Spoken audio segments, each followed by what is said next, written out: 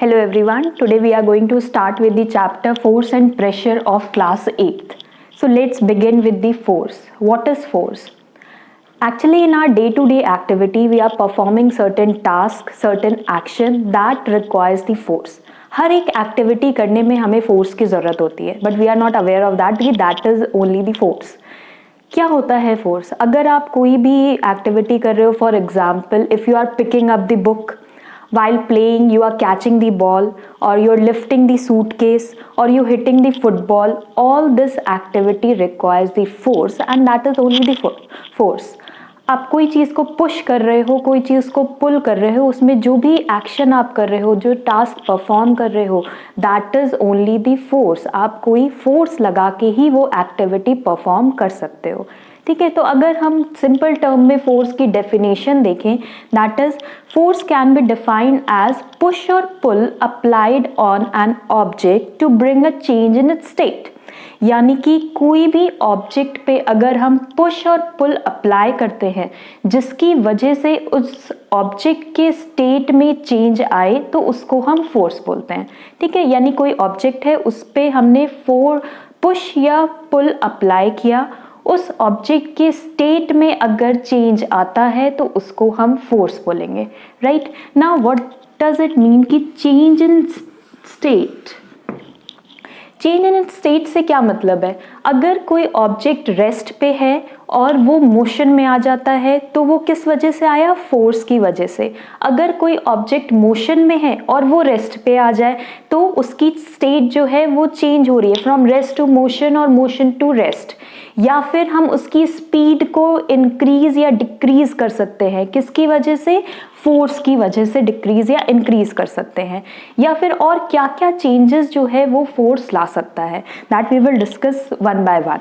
ठीक है, तो फोर्स की डेफिनेशन तो क्या हो गई? कोई भी ऑब्जेक्ट पे अगर हम पुश या पुल अप्लाई कर रहे हैं जिसकी वजह से उस ऑब्जेक्ट के स्टेट में चेंज आता है तो वो क्या कहलाता है?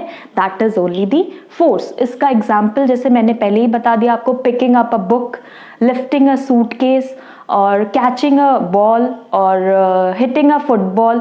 These all are the example of your force. आप कोई भी डे टू डे एक्टिविटी का एग्जाम्पल फोर्स में लिख सकते हो. Right? If we see what changes occur due to the force, first of all, that change in state of motion. इसको तीन तरीके से समझेंगे. पहली चीज़ तो है कि अगर कोई ऑब्जेक्ट रेस्ट पे है और वो मोशन में आ जाती है यानी मूव करने लगती है तो that is the change state of motion. Secondly, force can apply in a same direction. यानी अगर कोई हैवी ऑब्जेक्ट को हमें मूव कराना है तो व्हाट यू विल डू, आपसे अकेले से वो मूव नहीं होता, हैवी ऑब्जेक्ट है, हैवी टेबल है, तो व्हाट यू डू कि दो तीन लोग मिलके फोर्स लगाते हैं. तो व्हाट हैपन, वो ऑब्जेक्ट जो है फोर्स के डायरेक्शन में मूव कर जाता है. तो व्हाट इज हैपनिंग, हमने सेम डायरेक्शन में फोर्स लगाया. तो that is the second point of change in state of motion, यानी force is applied in a same direction. Third is force can also applied in opposite direction. इसका best example है your game tug of war. अगर हम tug of war, सब everyone is familiar with tug of war. क्या करते हैं इसमें? दो टीम होती है जो रोप को अपनी तरफ खींचती है, जिधर भी अपोजिट डायरेक्शन में जो है वो खींचती है. तो क्या होता है, जिधर भी फोर्स ज़्यादा होगा दूसरी टीम उस साइड मूव कर जाएगी. ठीक है, तो यानी फोर्स के डायरेक्शन में टीम जो है वो मूव कर जाती है. यानी अगर दो टीम है 3 and 3, तो जिधर भी फोर्स ज़्यादा हो, मान लो इधर फोर्स ज़्यादा है तो what will happen, this will move to this side. तो यहाँ पे ये वाला फोर्स इधर लगा रहे हैं and this team is applying force in that direction. तो दोनों टीम जो है अपोजिट डायरेक्शन में फोर्स लगा रहा है. तो force can applied in a same direction and force can also applied in a opposite direction. Right, तो फोर्स जिधर भी ज़्यादा होगा उधर साइड ही टीम जो है वो मूव कर जाएगी.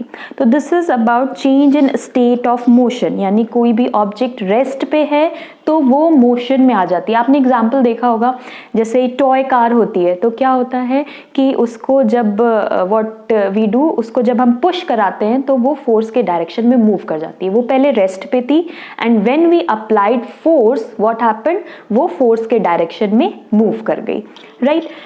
Second is change in speed. कोई भी ऑब्जेक्ट अगर मूव कर रहा है तो हम उसकी स्पीड को इंक्रीज या डिक्रीज दोनों ही पॉसिबल है करना ड्यू टू फोर्स, यानी फोर्स की वजह से हम उसकी स्पीड को इंक्रीज भी कर सकते हैं और डिक्रीज भी कर सकते हैं, राइट।